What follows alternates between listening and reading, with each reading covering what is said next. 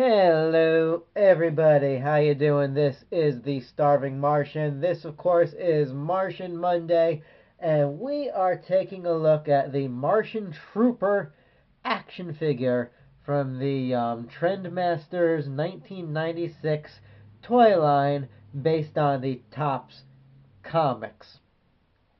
Alright, now so if you've been around my channel for any length of time, you've already seen and heard that there were two lines of toys made for Mars Attacks during 1996. One based on the Tim Burton movie and one based on the Topps comics going on at the time. Although the Topps comic one, as we will see in a minute, took a lot of liberties with the source material. This is not what the Martians really look like in the comics, but it's still a really, really nice figure overall. And so, I've already looked at a couple figures from various lines, and we'll see some in a comparison. But if you want more details, check out my playlist of Martian merchandise. You'll find Martian figures, Martian saucers, Martian ray guns. But for now, let's move ahead with the Martian Trooper here. Now, I recently picked this guy up off of Amazon. He cost me about $15 after shipping, which isn't too bad. It's actually a buck or two less than you'll pay for a modern deluxe Transformer, for example. So for us Mars Attacks fans, it's a reasonable price. And I'm glad to have him in my collection. There are a couple points about this figure that are slightly frustrating, which we'll get into in a minute. But on the whole, I'm really pleased with this guy. I'm glad I got him, and I'm glad that I could put him on my shelf with my other Martians. So, Martian Trooper, what makes this guy interesting? Well, I always like just the trooper figures, the shock troopers, the stormtroopers, the rank and file. These are the guys you could, do army building with, potentially. These are the guys you could project any personality on that you want. When I was a kid playing with Star Wars toys, it was always more interesting to be the Stormtrooper characters because you knew who Darth Vader was. He had to act a certain way. But if you were being a Stormtrooper, you could make him do whatever you wanted. And so same with the Martian Trooper here. You can project whatever personality you like onto him. So let's take a look at the backer board he came on. Boom. Yeah, look at that. There's a face that'll haunt your nightmares. So yeah, this was the Mars Attacks backer board. You can see it sold at KB Toys, one of many toy stores which sadly no longer exists. It was $6.99 once upon a time. And the back of the card gives you some pictures of some of the other figures in the line. And there's the Doom Saucer. I've done a review of that. Check it out. There's the ray gun. Shows some of the computer mission discs, which this guy doesn't come with, which is unfortunate, but I can't play those discs on my current computer anyway, so we're not going to lose much sleep over that. Okay, it does have on the top a little bio of the three figures in the line, which says combine all weapons to form one massive Neuro Destroyer. So when and if we have all three figures, I will definitely do that and show you what that looks like. In fact, now I kind of have to get all three figures, don't I? But there's a rundown for all three figures, including Martian Trooper.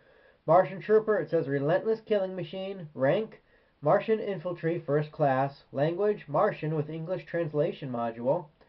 Respiration, back-mounted NO2 tank effectively delivers breathable nitrogen to life-sustaining helmet.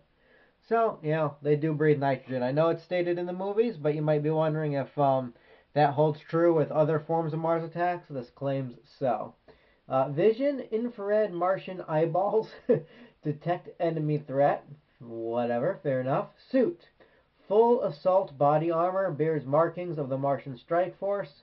Helmet, shields fragile brain from poisonous Earth atmosphere. Weapon, which I'll show in a minute, multi-blaster, night glow ammunition capable of eliminating all Earth-based life forms. And brain, enormous and swollen, potentially telepathic. Mission, elimination of Earthling inhabitants. And that sounds just like the Martians we know and love. Now, you'll notice that his armor doesn't really look anything like the classic Mars Attacks armor. It also doesn't look anything like the Martian armor that we see in the comic books. And I'll show you just one panel from a Mars Attacks Tops comic from the 90s. And yeah, that's a Martian trooper in the comics. You can see their heads are swollen. They're not really brain-like. They're like swollen melons. They generally wear green with some yellow accents. I really like the redesign of their costume. Their heads I'm not so keen on, but they do have a more flat-topped helmet, and they got that right with this guy. But otherwise, his uniform is completely 100% different than what you see in the comics, what you see in the cards, what you see in the movie. But, you know, in a way that's unfortunate, but in a way it's okay. It makes him stand out, makes him his own character. So let's take a look at some of these details. Now the coloring here is interesting. It's all blue with some red highlights and some darker blue here. Really, he looks more like he's dressed like Skeletor. And he does kind of have a skull face, so, you know, form what fan theories you will. It's his face behind his helmet. Now, this guy's been sitting around since 1996, and the helmet, when I got him out of his package, had yellowed, which was unfortunate, but I found that the yellowing was only on the front, where it was probably exposed to sunlight for a while, and so I was able to turn the helmet around, and now you can see the face clearly, so that's fine. If you turn him around, you'll see his nitrogen pack here. You'll see that there's a spot here that looks like it was meant for little watch-sized batteries. There's a screw hole with no screw, and this is just glued into place.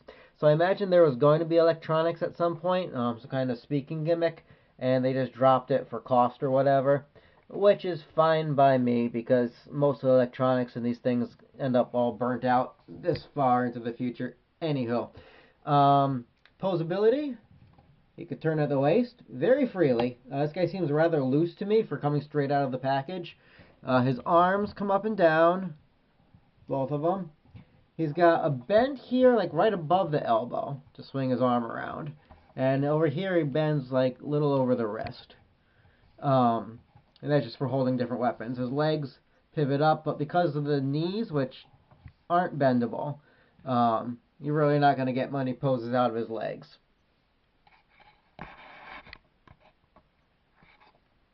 Alright, so his helmet comes off almost too easily. And so that gives you a really good look at his head. Again, in none of the comics are the Martians green like this, but it works well for the figure. I do like that every iteration of the Martians keeps these little metal discs down there, which I imagine just keeps their ears from popping in Earth atmosphere. I don't know exactly.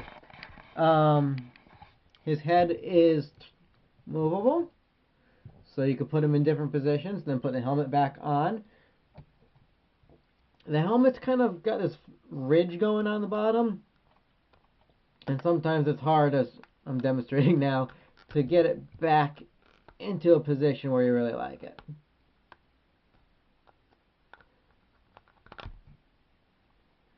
Okay, and actually this is the side that's kind of yellowed. His face is a little bit more obscure. Let's see if I can turn it around.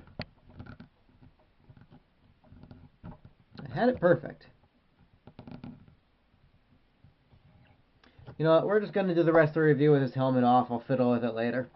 Alright, so now for his weapon. He's got a really cool multi-blaster weapon, which is huge. And that's this thing here. Now, as I said before, this combines with the other two weapons from the line to make a massive Neuro Destroyer. And I don't have those as of yet. When I do, you'll be the first to know.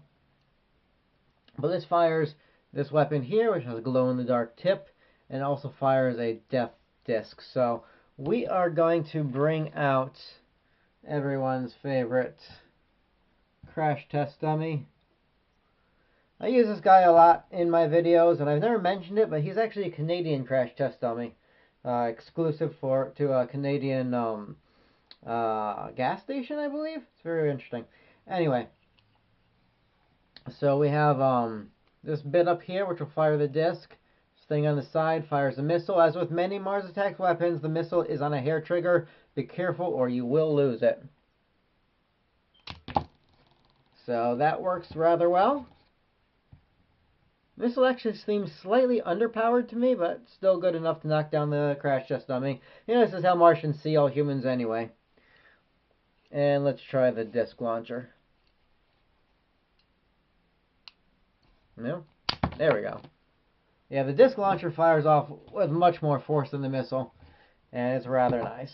Now, as far as getting him to hold his weapon goes, and I'm going to do this without the missile because it's easy to hit the button while you're trying to position it in his hand.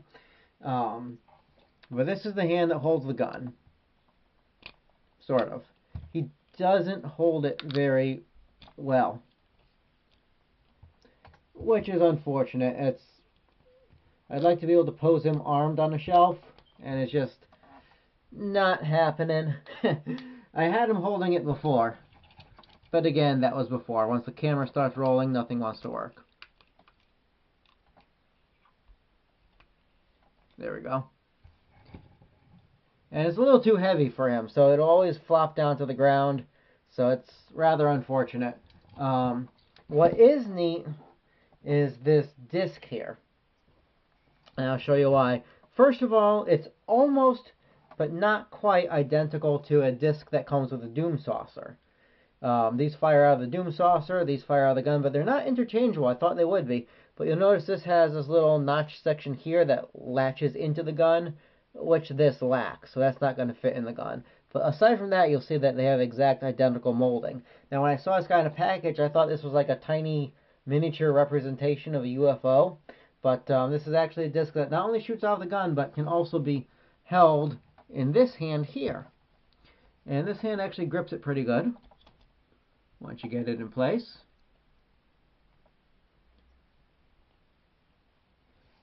He's making a liar out of me. But so that could be a melee weapon, a bladed weapon. So that's pretty cool. Now, for comparison time, let's line them up with a couple other Martians and see if they go well together. So first of all, here is the Martian Ambassador from the movie line, same time frame. And see, he's maybe a little bit taller than him, probably even taller with this helmet on. And here is the more recent Mezco Commander Martian. Alright, so you see that these are three very different takes on the Mars Attacks Martian. Yeah, I think they still work well together. You know, I think that they could easily be in the same army. The scaling is pretty good. You know, this guy's got a more bulky look to him, whereas he's more buff. You can see like veins pulsing through his armor there. He's a bit more streamlined, but I can see these guys having different positions in the same army, and I do like the way they look together. Again, movie accurate, trading card accurate, not accurate to anything, but still pretty darn cool. Alright, so that was the Trendmasters Mars Attacks Martian Trooper figure based on the Topps comic book. Taking a look at this guy now because we will be doing a more in-depth look at the Topps comics from the 90s on Martian Mondays coming up very soon. But until then, guys, hope you've enjoyed this look at this rather nice action figure. Have a good one, everybody, and keep watching the skies.